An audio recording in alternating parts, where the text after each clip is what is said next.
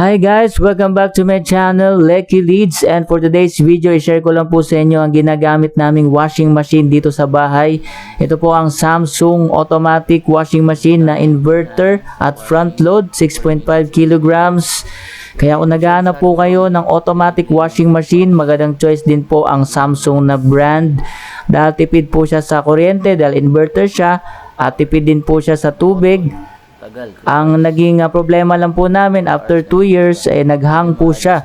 So ipapa-check ko na sana sa technician. Buti na lang nag-YouTube ako at na-reset namin yung machine. Kaya ngayon gumagana na po siya na maayos. So kung galing po kayo sa manual washing machine at gusto nyo po ng automatic, so magandang choice din po ang Samsung. Dahil ayun, meron siyang warranty sa kanyang motor, 11 years. At kung mayroon mang problema, pwede nyo ipa-check sa technician. So, napakaganda po ng washing machine ito dahil hindi na kayo mahihirapang maglaba. Hindi kagaya sa manual na washing machine na maghihintay pa kayo kung kailan matapos. Tapos, i-switch nyo pa yung machine. Ito, mag-aantay na lang kayo. After matapos yung cycle, isasampay nyo na lang. Pero kailangan po na malakas po yung tubig ninyo sa bahay.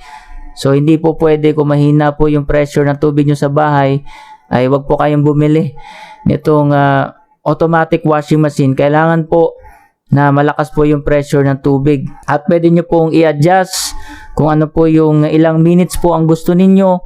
Kung marumi po yung damit, so kailangan 1 hour or 2 hours or 3 hours ang paglalaba. O kaya kung hindi naman ganun kadumi yung damit, pwede kayong pumili ng quick wash, 15 minutes lang, so tapos na yung paglalaba. Pwede nyo nang isampay.